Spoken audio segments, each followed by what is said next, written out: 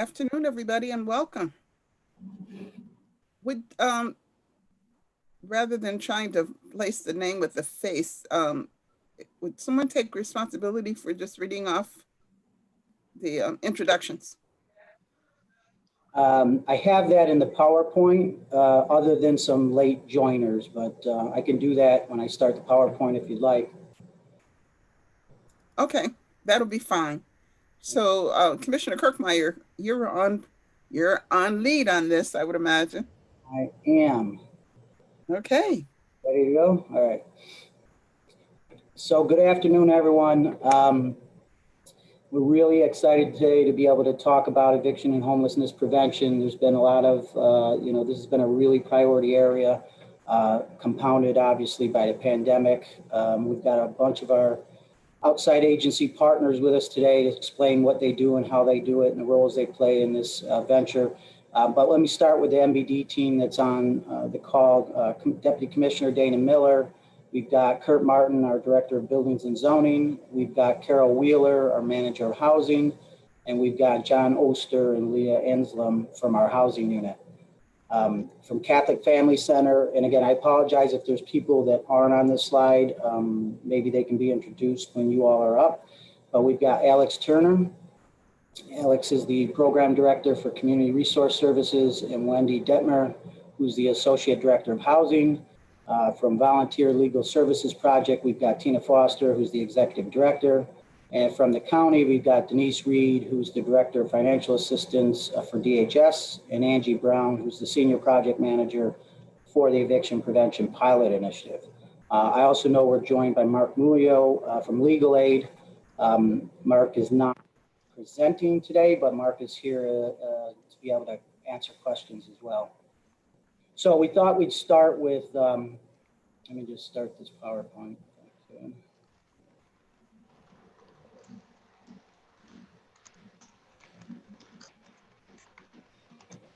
Thought we'd start with just giving you up to date of where we're at and how we got there.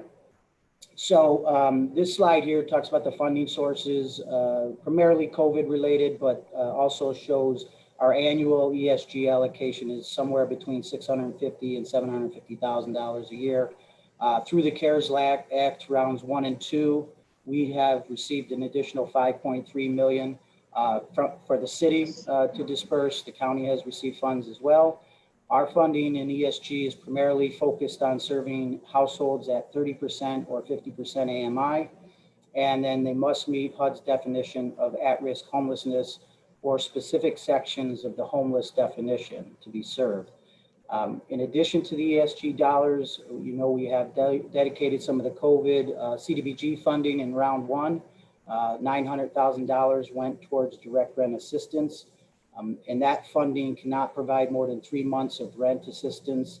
The folks being served in that effort have to be in emergency situations. And although there's fewer requirements than ESG, there are still requirements. And that funding is primarily serving residents at 51 to 80% AMI. Here's a little glimpse of the funding that's been awarded to date. Through the COVID dollars. You can see Catholic Family Centers received a little bit over $2 million when the cumulative value of what they get annually, and then through COVID round 1, both ESG and our CDBG. And then through the ESG round 1, you can see we dedicated some funding to emergency shelter, rapid rehousing, and street outreach. The Monroe County figures there are both their annual allocation of ESG for 2021 and then their COVID ESG round 1. So I want to talk a little bit about the scope and size of the coming eviction problem. Honestly, I'm not sure anybody has a perfected idea of what this problem is going to be, but we have some basis for the ideas that and the thoughts that we painted here. Prior to COVID, we've dealt with in this area between 8 and 9,000 evictions a year. Of those evictions, we know 93% of those were the result of non-payment. And on average, the money sought by landlords in those evictions was roughly $1,500 or about 2 months of rent. In recent years, you all are familiar with the enactment of policy and law that has moved the needle a little bit in favor of tenants with longer periods to cure. And then what we're estimating here is based on some recent landlord surveys that estimate between 10 and 20% of renter households may face evictions in the short term for non-payment of rent. And that those average amounts of assistance needed is roughly 2 months of assistance. So what would that mean? If you take 10% of the units with no rent payments in June, and assuming they all needed 2 months of rent assistance, we're talking about $6 million in rent assistance needed for that population. Again, there's a lot of unknowns here. All we have is the information that we got in terms of feedback. A lot of people have a variety of opinions on how bad this is going to be, but we know that we're going to need multiple interventions to help renters, landlords, and advocates and programs adequately respond to the increased demand. And we're going to have the flexibility to adjust to where the problem is known once we get into this more and know more. So with that, I'm going to turn it over to, I think I'm turning it over to Alex and Wendy for the Catholic Family Center portion. Sure, thank you. Thank you, Gary. And Madam President, council members, all of our guests here tonight, I'm really looking forward to presenting this, our process and how things are going with CFC, and just to give you an update of how we're using the dollars that we've gotten and how we plan to expand our capacity to serve the folks who are in need of this assistance. I really appreciated Gary's outline of the numbers for this. Our research has showed almost an exact mirror of all the numbers that he showed in terms of the number of rental households that will need this assistance, somewhere between 10 and 20,000 households, the average amount of assistance that's expected. And I'll talk through kind of the assumptions in our model as we talk about how many and how much we're expecting to help. But I wanted to start with that, with a framing of who, and along the way, you'll hear me kind of talk through this presentation in terms of the questions that you may have and the way that we would answer them. So the first thing is who's involved. And I am Alex Turner. I'm the Community Resource Services Program Director for Catholic Family Center. So I'm involved in the operations of this program. And I'm also the Eviction Prevention Representative to the Homeless Services Network. And so this January, I started in that role, getting together a group of providers who were talking about getting a universal intake together by the end of this year. Now, obviously, as this crisis started to pick up steam in February and March, we shifted gears really quickly to determine how we would respond to this. And we started early in March, I started having conversations with Angie about how we could participate with systems integration in the effort to develop a universal intake process sooner. And so as we were working through, even in the NOFA process with the city to apply for this ESG funding and later the CDBG funding, that was something that we were working with.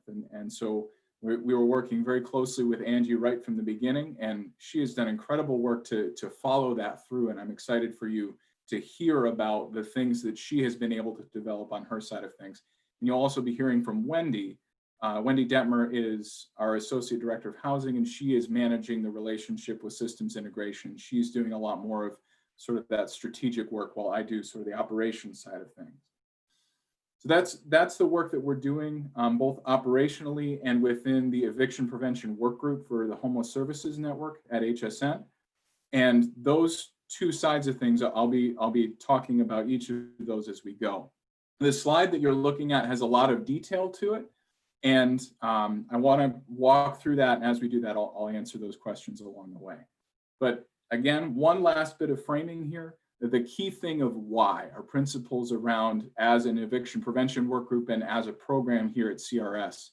And our key why is that we want to do our best to protect the folks that are acting in good faith, whether they are landlords or tenants, that this program is mutually beneficial to both sides of the transaction, that the landlords have unpaid rent and the tenants also have that unpaid rent. And when we resolve that debt, it can create a situation where folks can stay in stable housing. and that landlords can be made whole and continue to provide that stable housing. So this is a mutually beneficial program, and we want to do our best to protect the folks that are working in good faith, working within their rights to try to resolve this, and then we fill in the gap.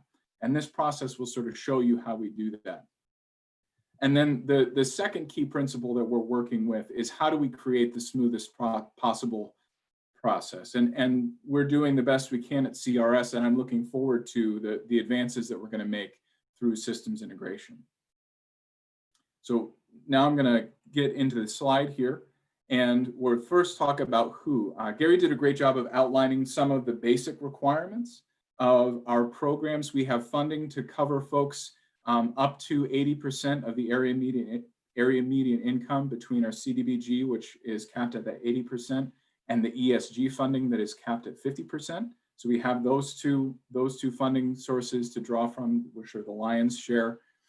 And those folks who are at imminent risk of homelessness, which means that the landlord has started the eviction process by issuing a pay or quit notice.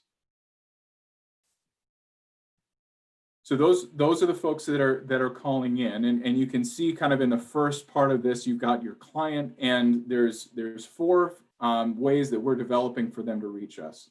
In the future, and you'll hear more about this from Angie, we're hoping to utilize 2-on-1's capacity to answer phone calls 24/7, to be able to do a universal intake that will work not only for our Catholic Family Center programs, but other programs like Community Place of Greater Rochester and Baden Street and other places that provide this kind of financial assistance. And those programs are on board with our eviction prevention work group with HSN. The next piece is walk-ins. We're not currently doing that now, but if our numbers continue to stay low and steady, there's a chance that we may be able to develop a walk-in process.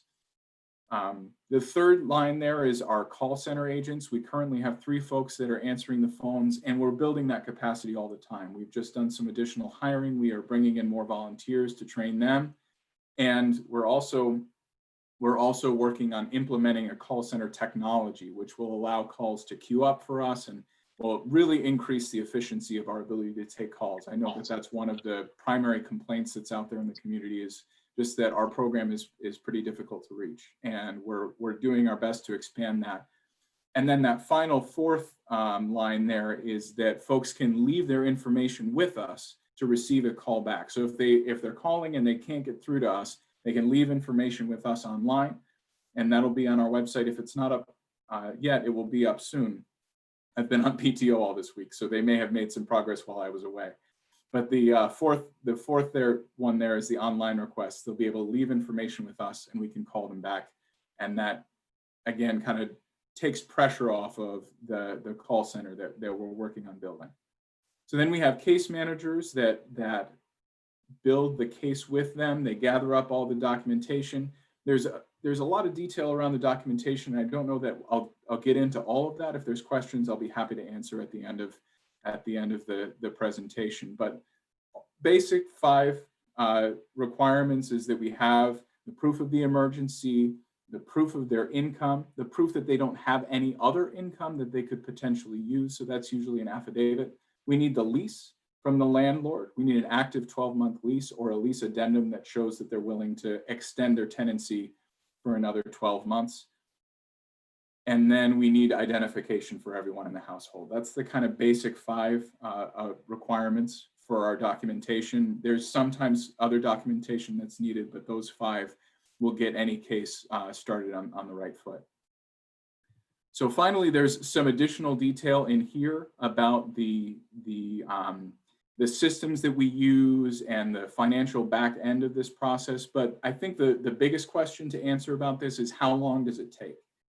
And from the time that someone calls us, we're currently scheduling appointments within the next 1 to 2 business days. So folks can expect to get an appointment within about the next 2 days.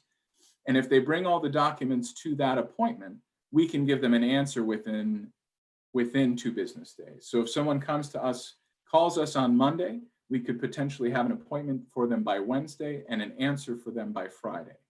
Now, that's how it's currently working.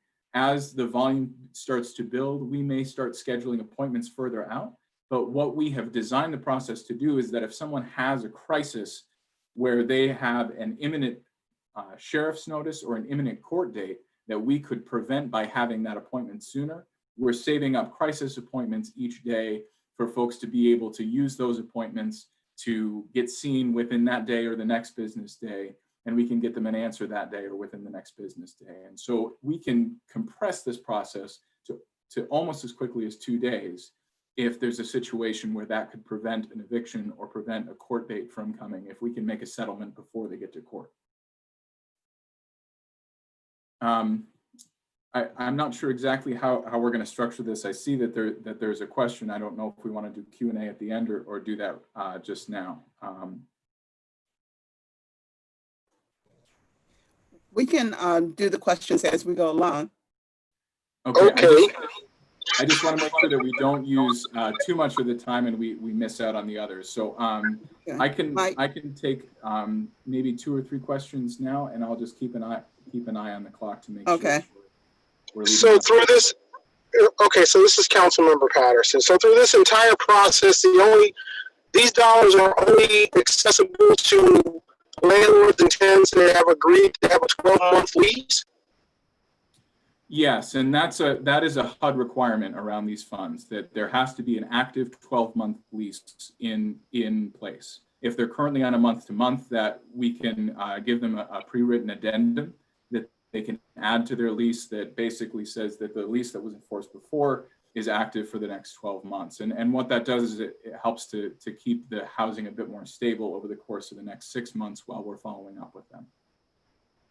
Okay, all right, but I am sure that there are a significant number of folks that are facing eviction who are on month-to-month leases, and they haven't paid anything since sometime before February, possibly before March. And I'm sure that those people are included in that 10 to 20,000 number that we were given. So what is it other than cajoling the landlord into a 12-month lease? How are those people supposed to get served? Unfortunately, we don't have a lot of flexibility on that requirement. It comes from the federal government. I would be happy to advocate, and I would agree that we should advocate for more flexibility on some of those requirements, but that's one of the ones that we face. And we do make it as easy as we can in terms of that pre-written addendum to the lease, but that's about as far as we can go within the regs that we've been given. Commissioner Kirkmeyer, do we have any idea on how many people might be facing this limitation? So I think, Councilmember Patterson, what I would suggest for that, maybe an additional response might come from one of the legal reps on either Mark or Tina.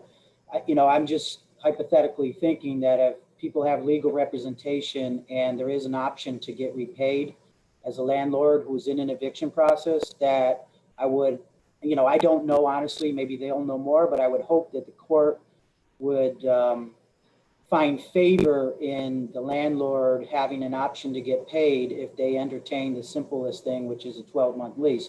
But Mark, I don't know, Mark or Tina, if you want to comment on that. Well, wait, before you get there, the question was, do you have any idea how many people fall into this condition where they're on a month-to-month lease? Maybe I wasn't clear. No, I mean, we don't have a number that I'm aware of.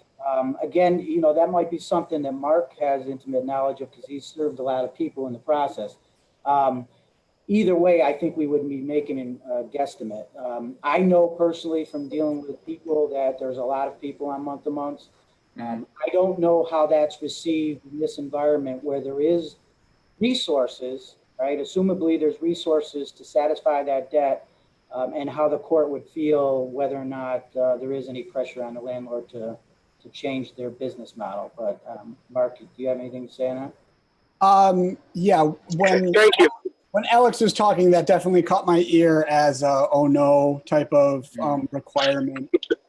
And not only do people, even if some people do have a 12-month lease, sometimes they don't have a copy of it or a copy of it that's completely filled in.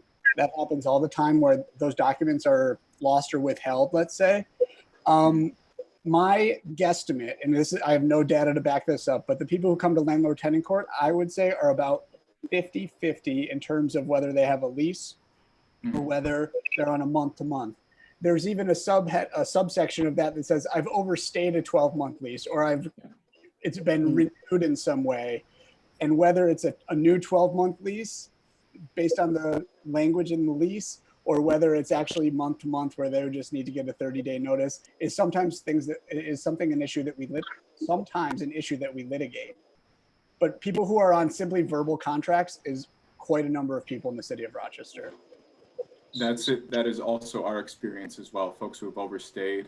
It's probably the majority that we need to have them issue a lease addendum for us to be able to help. And I'm sensitive to the fact that we've got 2 other presentations that we want to get through during the time that we've got. So Councilman Gruber and Councilwoman Ortiz, if you can hang on to your questions until the end.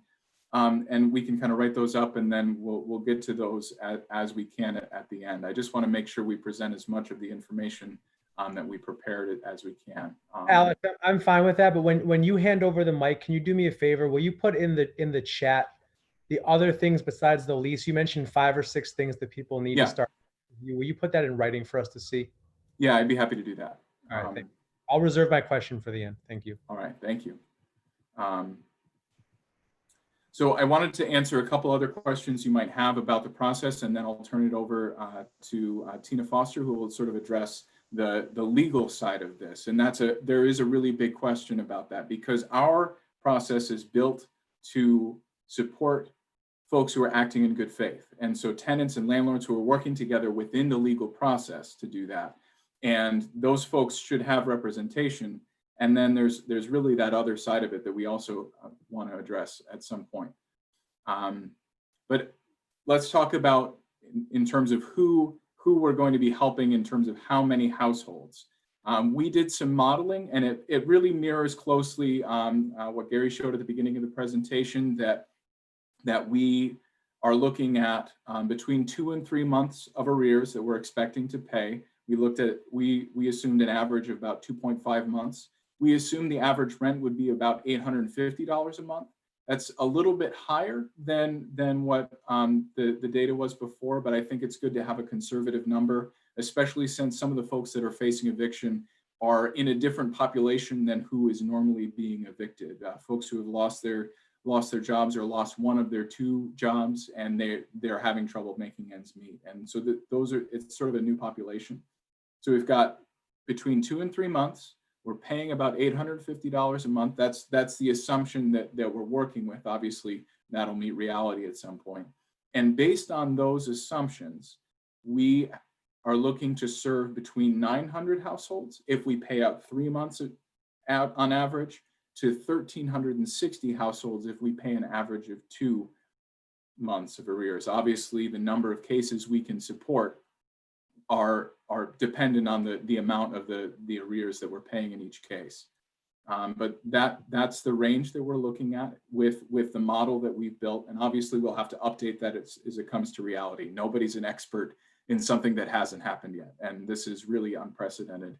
And we're going to do the best that we can to serve as many households as we can, and to be able to prevent that eviction and to keep them stably housed over the course of the next 6 months. And we will be following up with them over the course of those next 6 months. So that's the how many and how much. We talked a little bit about how long this process takes. And then kind of the next question is what then? And our goal here, one of our principles, is that we want to keep people stably housed. It's not just about preventing the eviction this month, but it's about keeping them stably housed over the course of the next 6 months. So we will be case managing with them to talk through their budget, potentially referring them to other resources like food pantries, or helping them make applications for SNAP to be able to stretch their dollars further during those 6 months so they can save and prepare for whatever's coming. And then we are working with them to make sure that their rent stays paid over the course of those 6 months. And one of the ways that we evaluate cases is just making sure that they have the income to be able to pay rent. There isn't any requirement for discretionary income with ESG or CDBG. It's simply that they have rent dollars, they have the rent covered with dollars in income that are coming in. And that income can be from a range of sources, whether it's Social Security or DHS income or working income, unemployment. All of that can be put together in a case to show that they're able to support their rent ongoing after they receive this one-time assistance. And then the last question I want to answer is when. And I think it's important that we keep in mind that the expanded unemployment benefits will end basically tomorrow. And that puts a lot of folks who were on unemployment and were making rent with those resources, they will start to see a rent gap next month. And I've seen data from Urban Footprint, which is a kind of a think tank that gathers urban data. They're suggesting that the rent gap will be similar to what Gary showed at the beginning. He showed 6 million after the expanded unemployment benefits, and they're suggesting that it may be as much as 7 to 12 million each month, that rent gap. So that is the data that we have in terms of when this crisis is likely to start escalating. There's a lot of things within the legal framework that will help to delay evictions, but they won't mitigate the debt that is built up. And that's what our program is really designed to help mitigate, is to fill that gap in those landlord-tenant settlements. So finally, I'll talk about the when of our program. We're currently live. We're accepting appointments now. And over the next few days, we will be continuing to ramp up our call center capacity. Over the next few weeks, we'll be training new staff and implementing a new call center technology that'll make it more effective.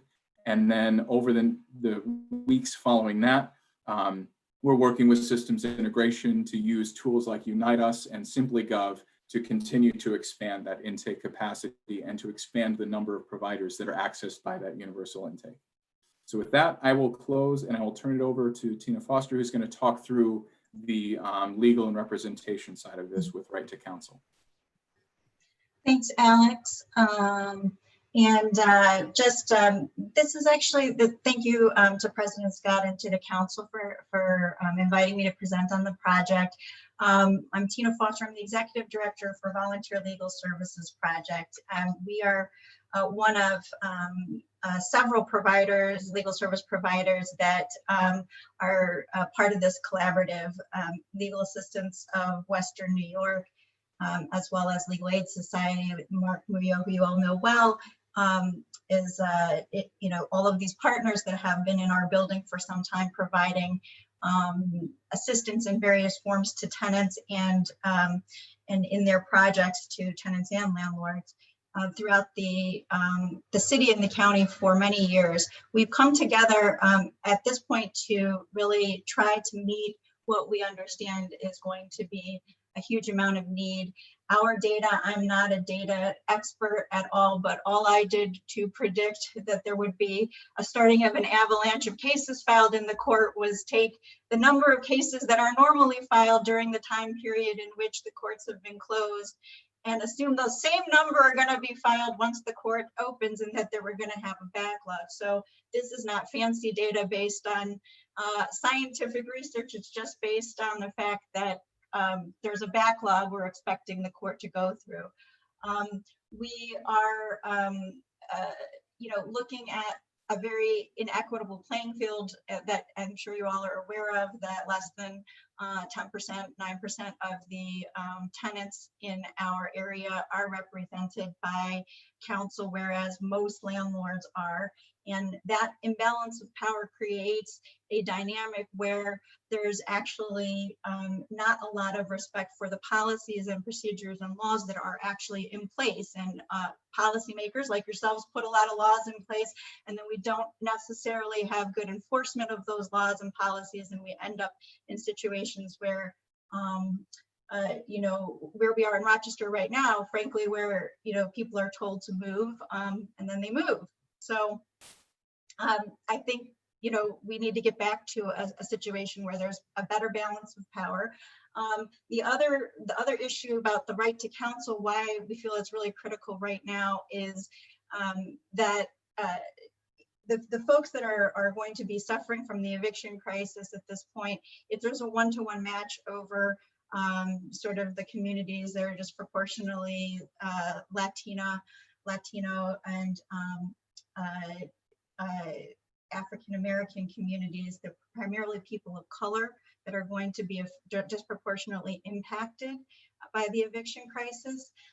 And what we hope to do, what's different from the programs that we've tried to provide in the past, we've sort of all been providing emergency room services as opposed to preventive care type of services. We tend to look at people when they're in the last stage of a proceeding in court, as opposed to months earlier down the road where we might be able to intervene. Now, we're not in a position necessarily to intervene months down the road, but we are in a position at this moment, given the situation that we're in, to actually be able to use some developments within the courts, willingness to be flexible at this moment to give us some of the things that we've been asking for. And one of the things is actually assistance with being able to reach people earlier, and the courts will provide a notice at this time to tenants prior to proceedings to tell them that there is a right, that there's access to counsel. So we can go, that's a lot of words on the page. I don't have fancy slide making skills like Alex, and the next presenter will blow you away with her slides, but you can go to the next one.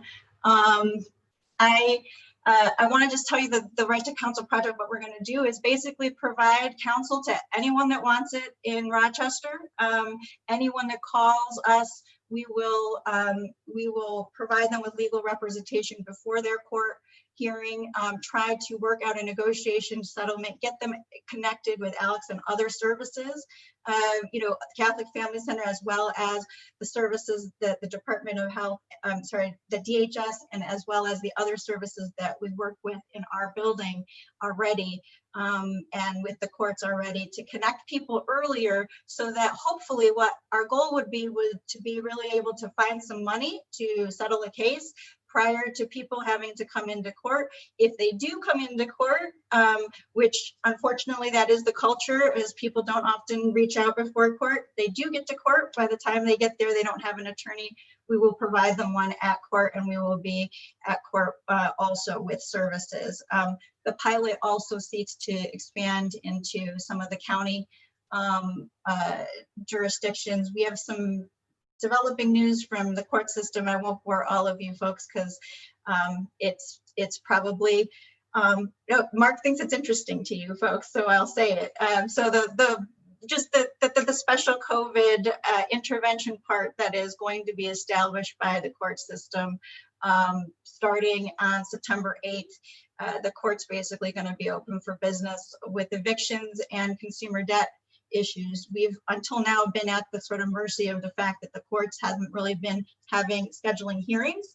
But the plan is right now the hearings are going to get scheduled in September. So starting September 8th. So we're hopeful that we're going to be prepared for this with the addition with this pilot, and we're going to be leveraging about 50 to 100 pro bono volunteers across the community to help us with some of these representations so that we can meet the increased demand. So that's what I've got. I know you guys have a lot of questions for other folks, so I don't want to take up too much time, but I'm happy to take questions at the end or now if anyone has. Okay. I have one question on this subject, if that's okay, President Scott. Yes, that's fine. Go ahead, Mitch. Just out of curiosity, what is going to be the actual, what's going to be the mechanism to make sure that people understand that they have a right to counsel? I mean, how will you kind of over solicit people to use this program moving forward? So one of there's two aspects. One is that the mandated notice that is now part of the court procedures as of June 18th, the court has to notify people of the fact that the procedures have changed. I personally think that the notice is insufficient to really give people the full understanding of why they need to call council in advance. And so we're also working on an additional notice that we want to provide. And we are hopeful that the court will give us that additional notice as well. That's beyond what the court mandated notice is to help people.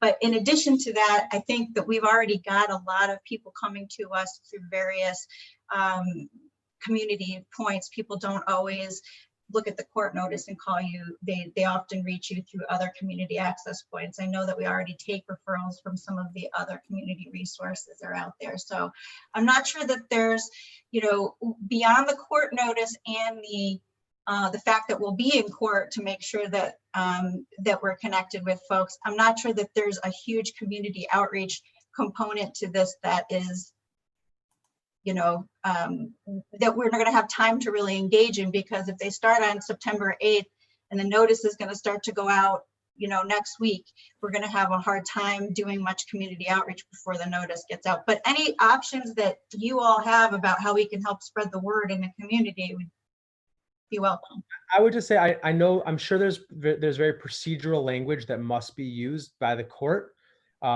But I think anyone who's worked in government before knows that, you know, you may have to legally provide certain language, but that doesn't mean you can't also provide additional language that is maybe a little bit less jargony and procedural. So I would strongly recommend and advise and hope that there's some way to do that. And just I just want to make sure I understand. Is it Judge Dorn and the local administrative and the regional administrative court? Can they just decide whether or not you can add an additional notification to the mailer? Is that something they have the autonomy to decide? I'll say that I don't know the answer about what. I think you might get a different answer depending on who you ask, and I can't speak for the courts and what they would say in this particular instance. There's precedent for sending such notices in other contexts, so I think we could make the argument, and we intend to make the argument. But there's a mandated state notice. I think that we could make the argument that we locally can have an additional notice, but I'm not sure whether the court will agree to that. I think that they do have the power to do it. That's my personal opinion, but I can't speak for the court. Well, Tina, can I just ask that if there's an opportunity for us on council to be helpful with that? I have pressed on Judge Dorn several times over the last couple of months. I know that Councilmember Ortiz has too, and I'm sure other council members have. And I would just say that my biggest concern about right to counsel was this kind of blanket fee that we are paying for these services. It's not based on how many people you serve. It's based on how many lawyers you need to hire. And I understand that, or maybe I'm wrong, Tina, but I understand that part of the reason it's a blanket number is because you need to go out and hire folks. I want to make sure it gets utilized as much as people want it to and need it to. And I just worry about the jargon hiding the opportunity for people. So if we can help, let's do it. Thank you. I appreciate that. So I just want to jump in really quick because Tina, the underrepresented litigants group did provide a sample notice with very plain language for folks, with a possible website, with a phone number that would again also be in plain language. You know, something from as easy as stopmyeviction.com or whatever it might be. I mean, it was really plain language for folks to be able to go to and say, free legal assistance, call now or do this or do that. I mean, we provided that. So we're just waiting on the okay is my understanding. Is that not correct?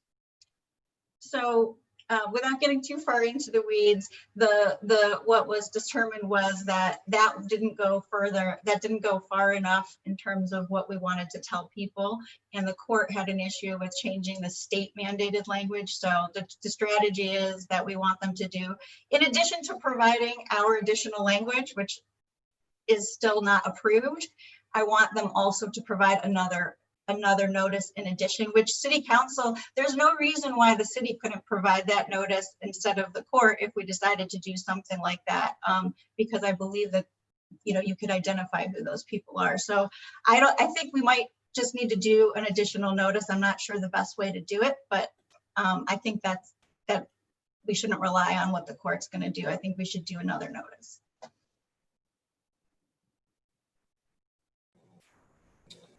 Okay, so now we're moving on to the Eviction Prevention Pilot Initiative. Denise and Angie are going to cover that. Thank you. And I have a couple slides, so if you could advance one more. Thank you. So my name is Angie Brown. I'm with the Systems Integration Project, and I wanted to just speak with you today a little bit about the Eviction Prevention Pilot Initiative. Today I'm going to talk with you about an integrated workflow that Systems Integration and Monroe County have been developing with support from 211, as well as local community-based organizations, including CRS and Alex and Wendy, who are on with us today. Next slide, please. Our approach is really about creating a flexible front door. We were asked to look at the situation we have today, where many individuals who are needing emergency rent assistance start the process at the DHS office.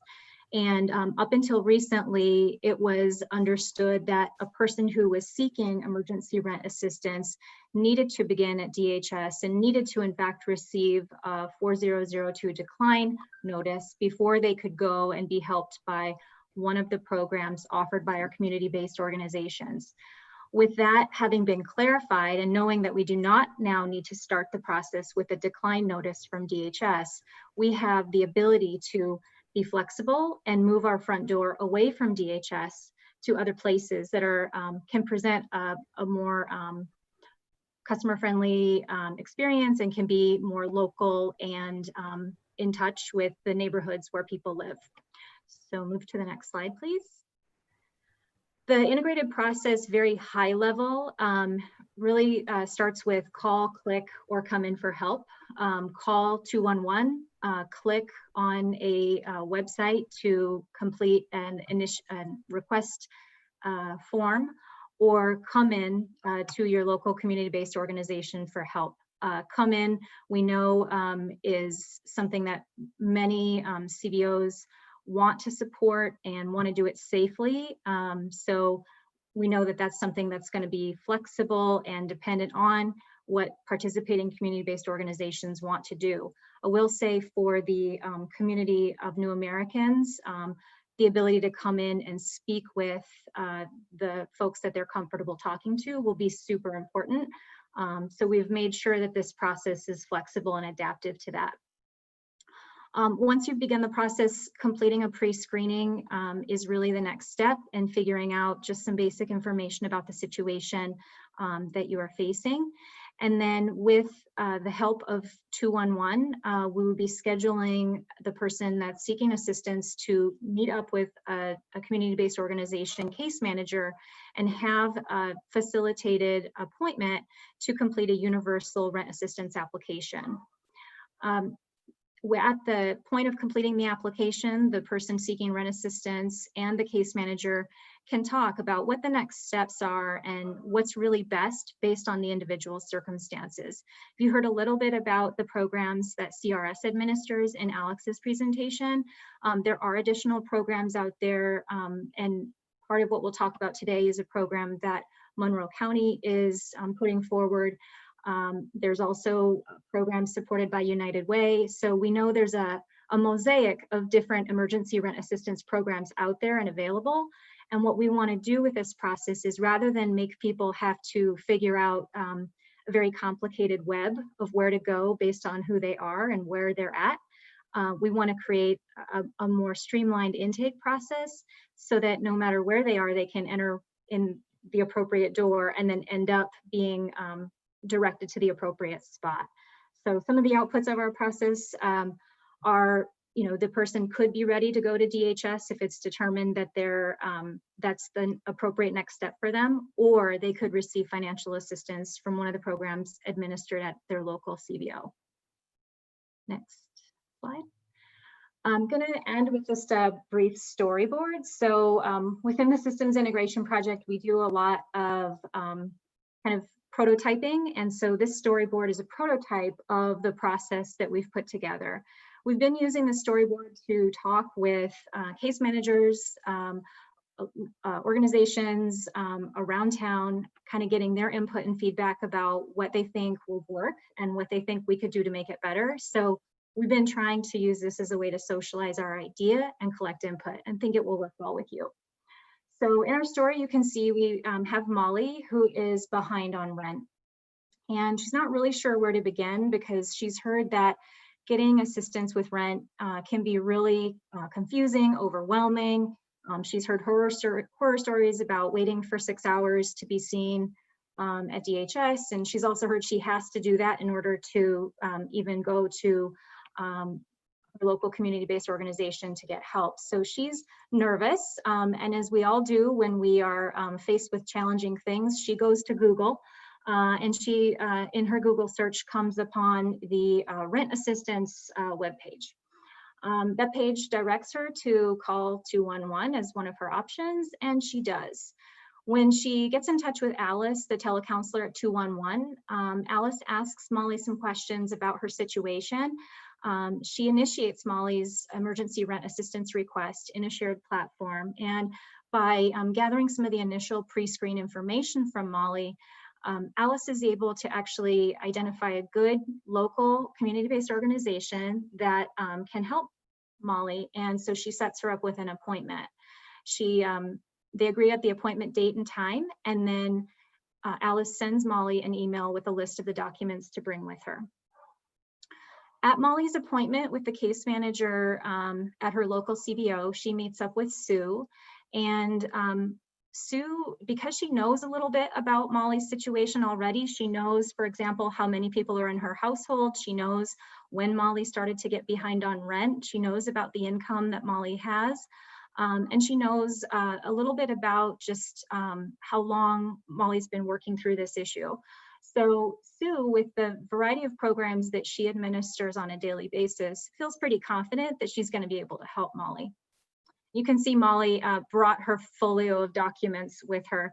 We know from interviews that that's not always the case, but we are learning of some ways to actually make that process work better. So I'm excited that we've been doing these prototyping interviews because we've picked up some really good tips. So if you move to the bottom panel of the storyboard, the first thing that Sue says is, let's pick up where you left off. And for Molly, that's great. She's not going into her appointment with Sue and being handed a clipboard of blank forms. She's not having to tell her story twice. She's basically just picking up where she left off. So within that shared platform where Molly's pre-screen details were first captured, she can now elaborate on who the members of her household are. She can now elaborate on all of the information that is typically required to fill out a 2921 form if one goes to DHS. And these questions are being asked of her in a very friendly TurboTax-like manner. So they reach the end of the universal application, and Sue says to Molly, great, we're done. Let's attach your documents and then we can review your options.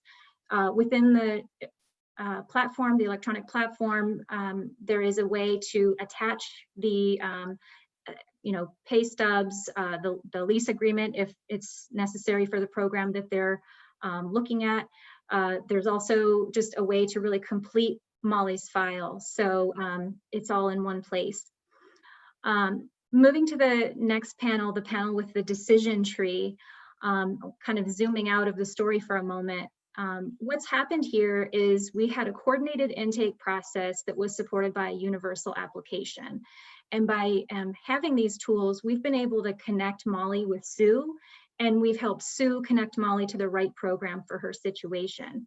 You can see from the decision tree, there's a number of programs.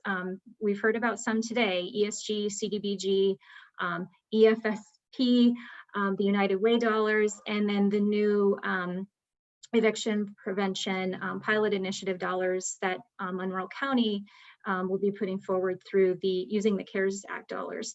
So there's a lot of options, and public assistance should really be the solution of last resort. If we can in any way possible help people using grant dollars rather than forcing them into a situation of getting a loan that they have to then repay, we're doing better for the person.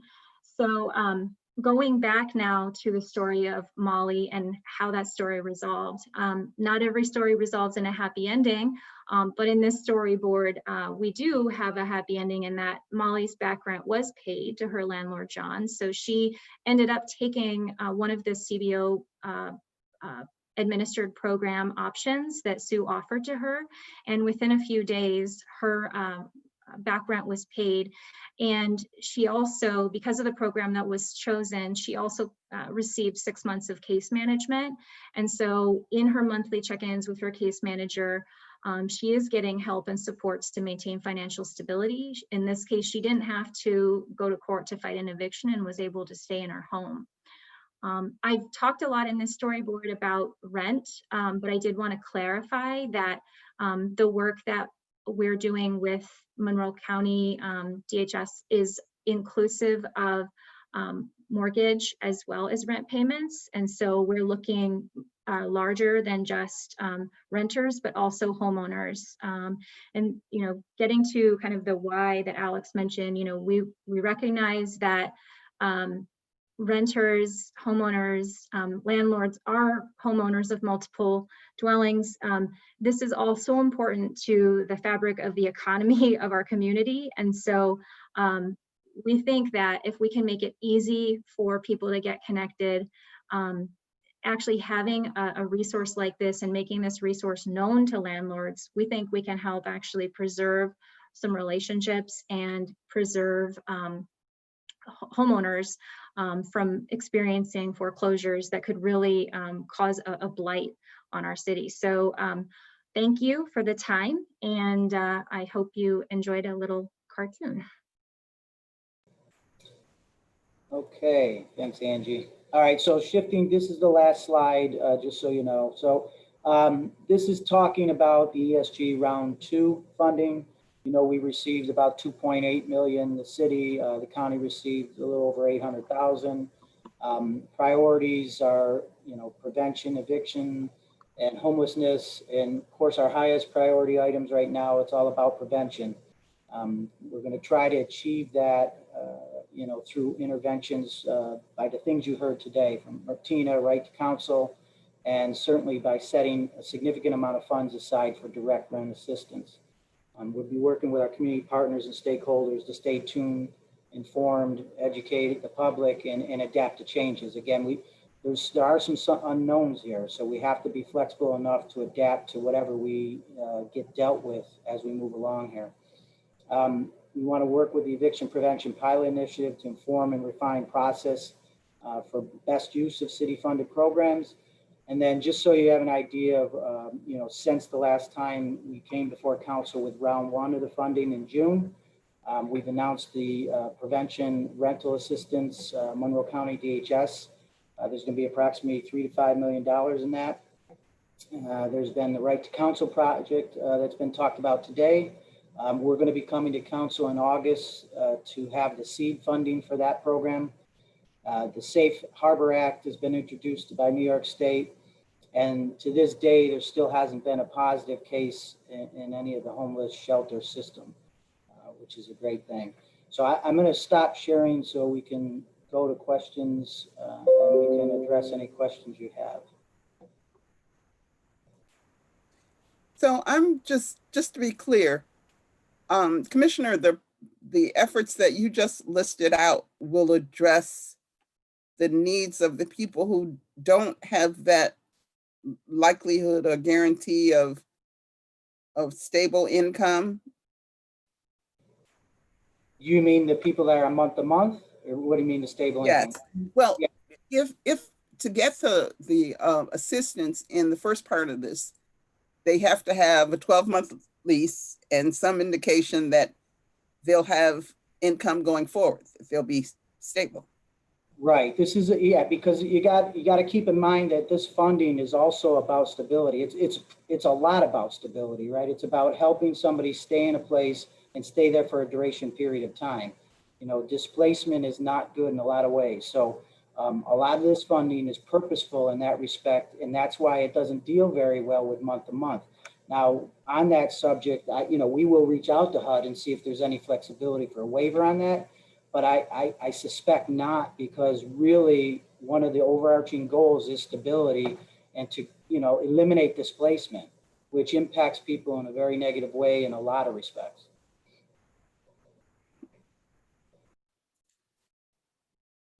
So Okay. Oh, I'm sorry. Go ahead. So when where's a connection or a pickup made? So someone attempts to get assistance from that pot and they're not eligible because they're not able to comply with the likelihood of stability. Who hands them off or directs them or redirects them to another source of assistance? So I don't know if Carol, if you want to chime in on that, of the other resources that are out there. Some of it was referenced now, during the presentations, if somebody wants to take that. I can speak quickly to that.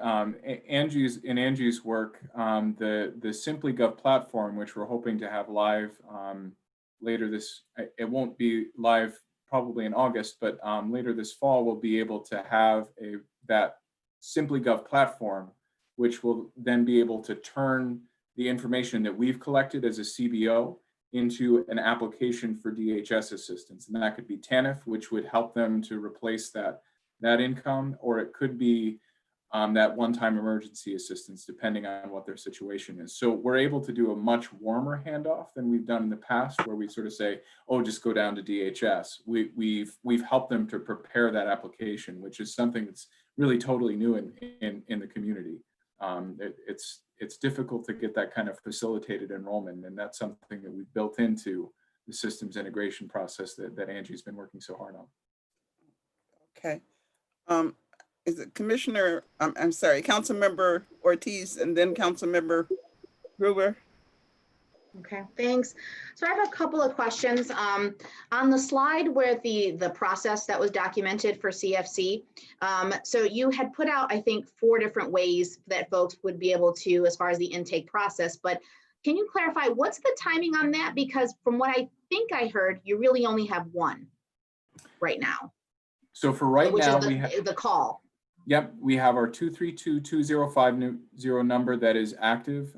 We have the online tool up and running. It's just a matter of getting the link out into the wild.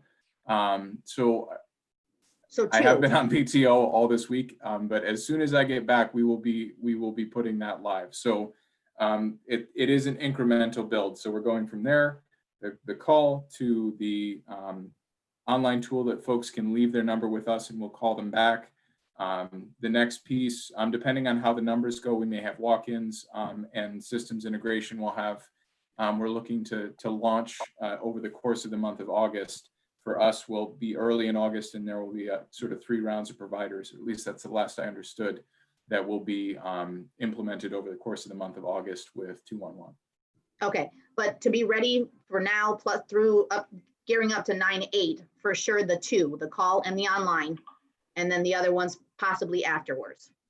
Absolutely. So yes, we have the call live currently, and the rest will be implemented over the course of the next few weeks. Okay, and then when you go through the chart there, it said 3 case managers. And if I heard you correctly, 900 households and or 1360 households, depending on the rent amount, if you will. That is 300 to 453 cases per person. Is that realistic? So the way that we modeled it, it's not exactly 3 case managers. We have 3 full-time case managers, and we also have 2 more that are working on this program, as well as our United Way program. We really get the kind of the backbone of our program through United Way. So we have those 2 case managers as well. And all of them are available to take these cases. And what we're doing is we're scheduling them for between 5 and 6 cases a day. And the way that works out if they stay fully, if we can fill their schedules, which I have no doubt that we will be able to, especially as this picks up, their schedules being full, modeled over the course from now until next March, we would be able to serve all of the clients between now and next February. There's a little bit of wiggle room towards the end of the grant if we're not able to fill everyone's schedule. And we also built some capacity for surge funding.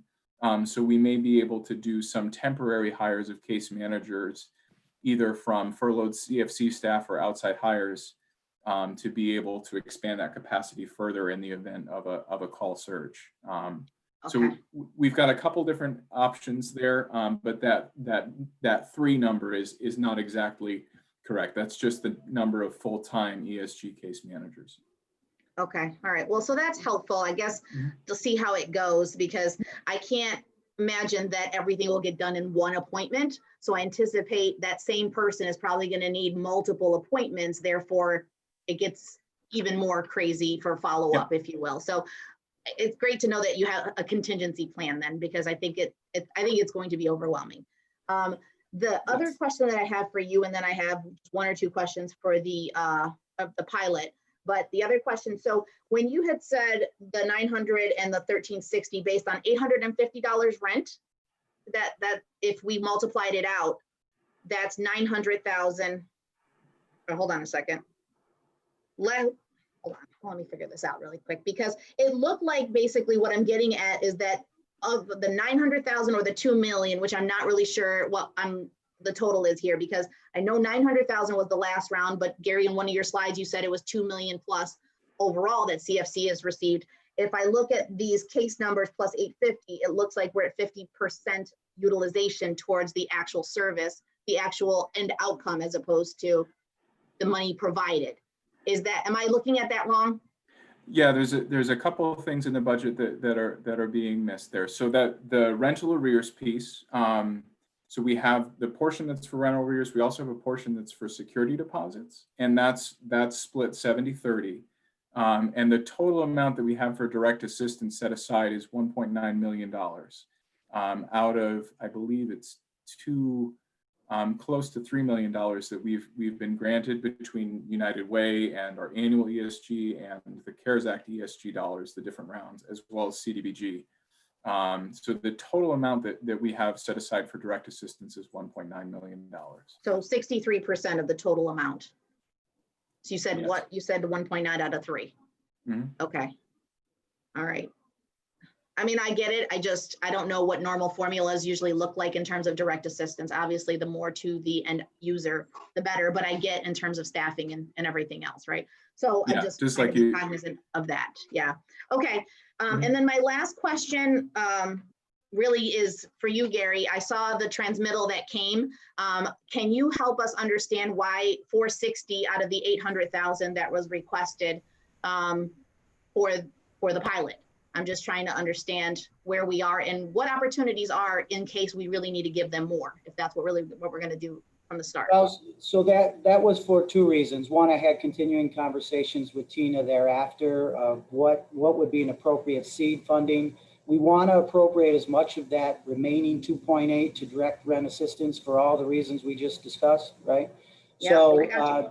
Tina submitted the budget based on, what the group feels they have access to thereafter.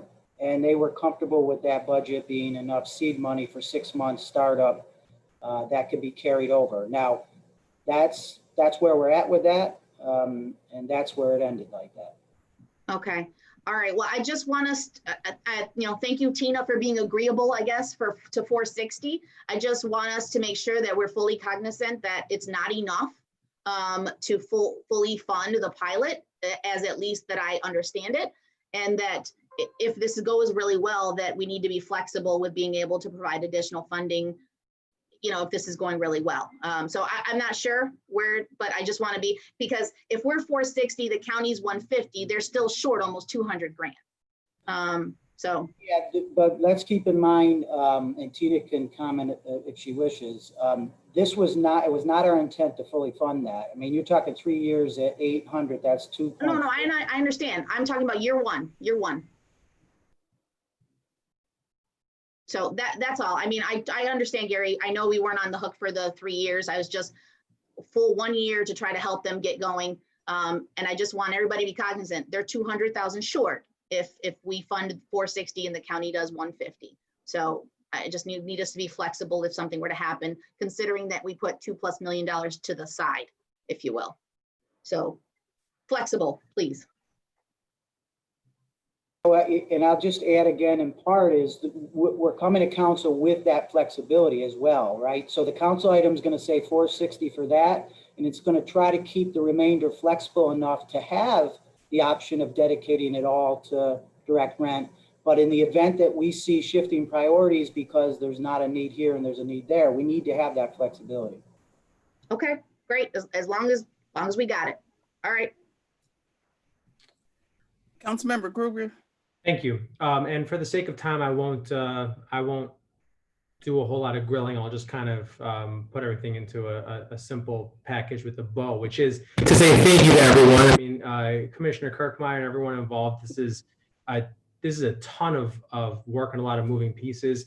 I do also want to state, as I've stated every time for the record, and I'm going to continue to call Judge Doran, that it feels to me like as much of this as we want to do, if we don't have the local courts working with us in lockstep every step of the way, that it feels like that's a major ball that is being dropped. And I think it's incumbent upon the courts to tell us where they are and how they're going to link to all this.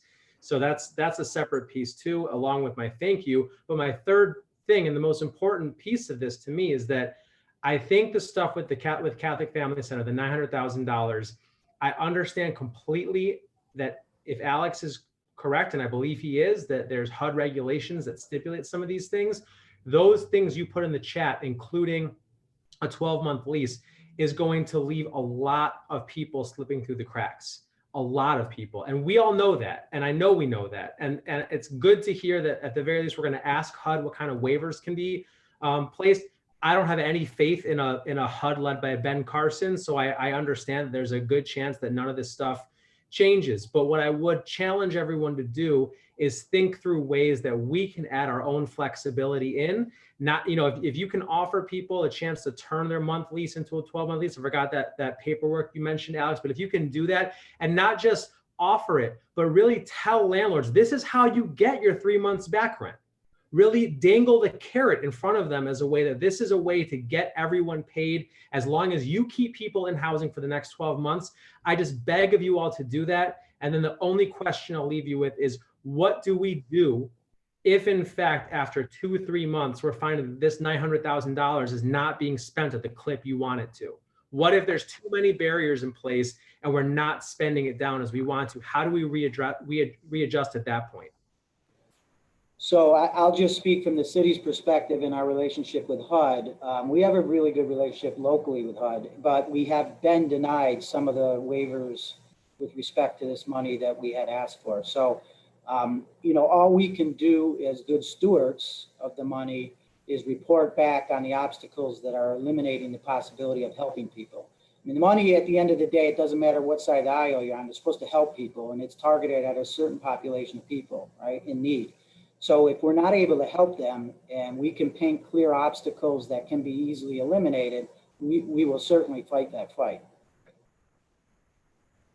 Thanks. And just my last piece, President Scott, I think this is what you were getting at before too. It would be nice at the end, I'm sure you'll send us the presentation, but each one of the 9 of us are going to receive a whole lot of requests from constituents as to how they can tap into some of these resources.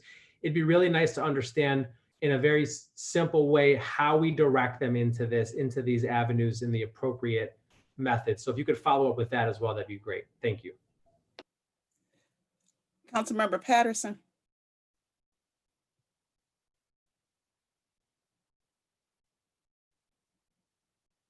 You're on mute, Mike.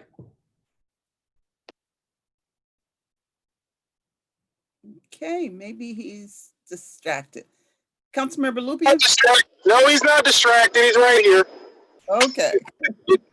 So, first of all, I just want to commend you, Gary, and the entire team for pulling off what you pulled off so far. Just a comment is that, and it's a tremendous concern, and Councilmember Gruber hit it a bit there, but I'm going to hit it again. The point of this, of all of this, is to keep people housed. Any system that is going to cut out, I would argue, the poorest of the poor, which are folks who are on month-to-month leases, is a system that is not functioning to its full potential. Regardless of what we think about the current administration, it seems as though they have bought into at least this initial notion through the CARES Act funding. Towards that end, the need is going to far exceed what we can do if the courts ever fully reopen and everybody has full access to the courts. I would encourage you, and I'm sure you're going to do it, Gary, because you're that kind of guy. I'm sure you're going to go have that conversation with HUD about our poorest of the poor, our folks who are on those month-to-month leases, our most critically endangered population for homelessness. You know, housing isn't a right, but it should be right. But in a global pandemic, things that ain't rights become rights because it's in the interest of all of us. It's in our collective safety, and that's it. Thank you. Councilmember Lupien. Yes, I just want to apologize. As soon as I sit down, there was kind of a safety situation with a neighbor, and I had to step out to assist. And so I missed most of the work session. But I just want to kind of echo some of the comments that I've heard. Just, you know, hoping that this can address the needs of the most people and the people that are most in need. But I will, if it's okay, I'll work with BJ to submit questions after I go back and rewatch it. I'm sure I will have questions, something I'm famous for, but I promise I will keep them brief. But I really appreciate everybody attending the session, and I look forward to rewatching. Okay. Well, Commissioner Kirkmeyer and all, I want to thank you for presenting the information. We had waited with bated breath for this for a while. And we also will look forward to going through the slide presentation, and we all will probably have additional questions, but we'll be thoughtful in that regard. Is there anything else before we close out? If there is not, I'd like to say good night. And once again, thank you. Thank you. Good night. Thank you.